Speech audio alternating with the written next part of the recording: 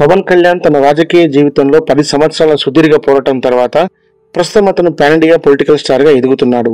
Telugu హీరోలందరూ pan India హీరోలు అవుతుంటే ఇతను మాత్రం పాన్ ఇండియా పొలిటికల్ స్టార్ అవుతున్నాడు.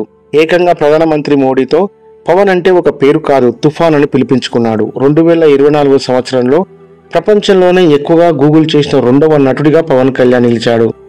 అలాగే భారతదేశంలో గూగుల్ చేసిన 5వ వ్యక్తిగా పవన్ కళ్యాణ్ రికార్డు సృష్టించాడు.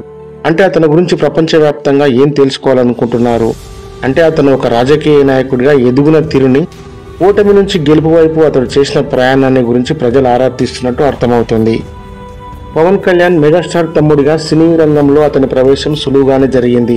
స్థిరంగా నిలబడడం మాత్రం ఓటమితోనే ప్రారంభమైంది. అక్కడ అబ్బాయి ఇక్కడ అమ్మాయి అనే సినిమా ఎన్నో అంచనాలతో విడుదలై భారీగా ఫ్లాప్ అయింది. తర్వాత వచ్చిన గోకులంలో సీత అనే సినిమా కూడా యావరేజ్ గానే ఆడింది. ఈ 2 సినిమాల తర్వాత ఇతను మెగాస్టార్ స్థాయిని అందుకోలేడు, చిరంజీవిలా డ్యాన్స్ చేయలేడు, నటనలో చిరంజీవి అంత స్పార్క్ లేదని చాలా విమర్శలు వచ్చాయి.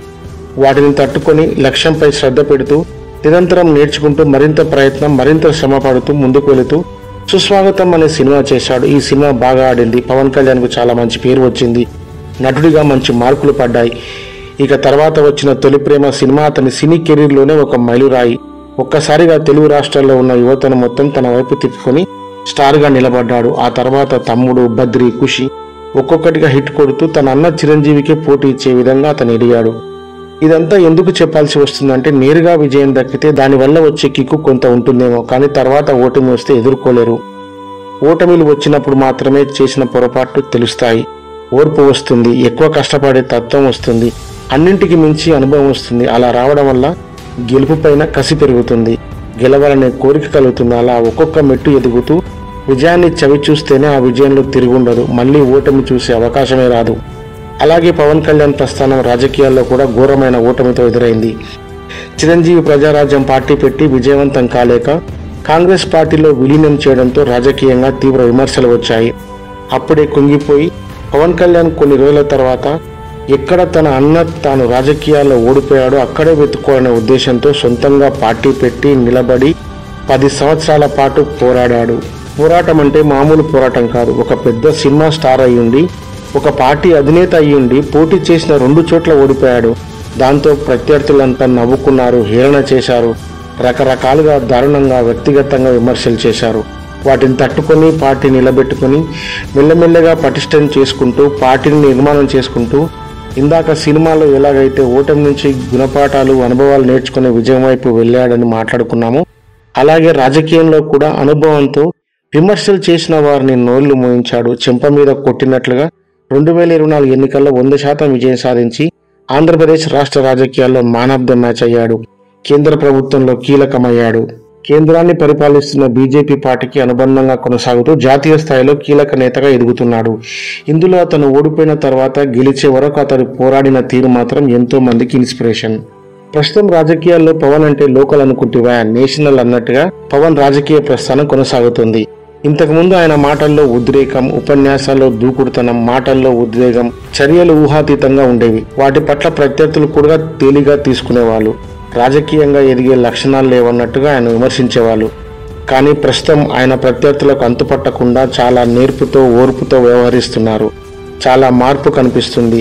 ఉద్వేగపూరిత ప్రసంగాలు లేవు, నిర్ణయాలు తీసుకోవడంలో అయోమయం లేదు, చాలా స్పష్టతతో ఉంటున్నారు, ఓపికగా ఉంటున్నాడు. దినదినానికి రాజకీయంగా పరిణతి చెందుతున్నాడు.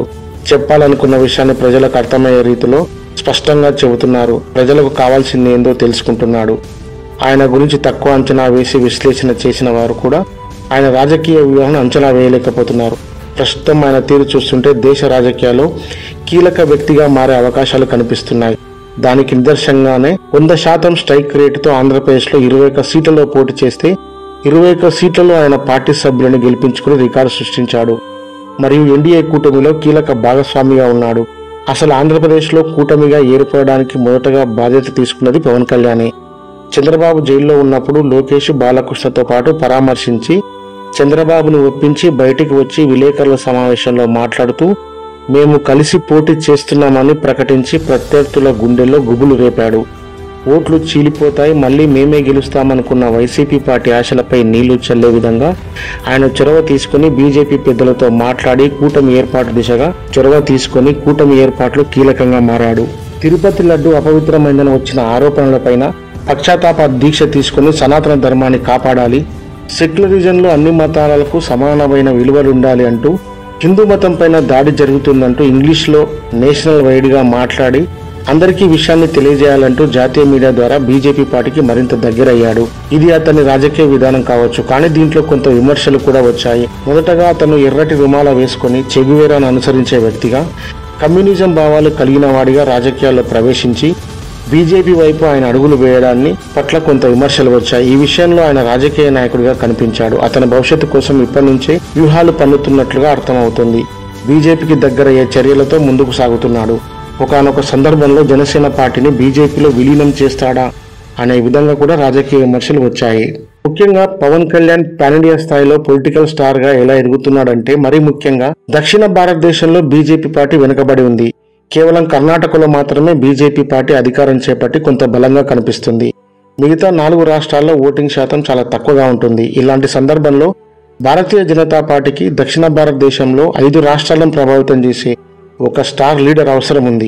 అలాంటి నాయకుడి కోసం ఎదురు చూస్తున్న సందర్భంలో పవన్ కళ్యాణ్ లాంటి ప్రఖ్యాతి కలిగిన నటుడు, దక్షిణ భారతదేశం గుర్తించే నటుడు కావడంతో, అలాగే రాజకీయంగానూ ఆంధ్రప్రదేశ్లో 100% గెలిచి రాజకీయాల్లో కూడా ప్రఖ్యాతి గావించిన నాయకుడు కావడంతో దక్షిణ భారతదేశంలో ఇతని పలుకుబడి కలిసి వస్తుందని బీజేపీ భావిస్తున్న తరుణంలో ఆంధ్రప్రదేశ్లో కూటమి ఏర్పడడానికి కీలకమైన వ్యక్తి, మోడీతో సత్సంబంధాలు కొనసాగుతున్న వ్యక్తి పవన్ కళ్యాణ్ కావడం బీజేపీకి బాగా కలిసి వచ్చింది.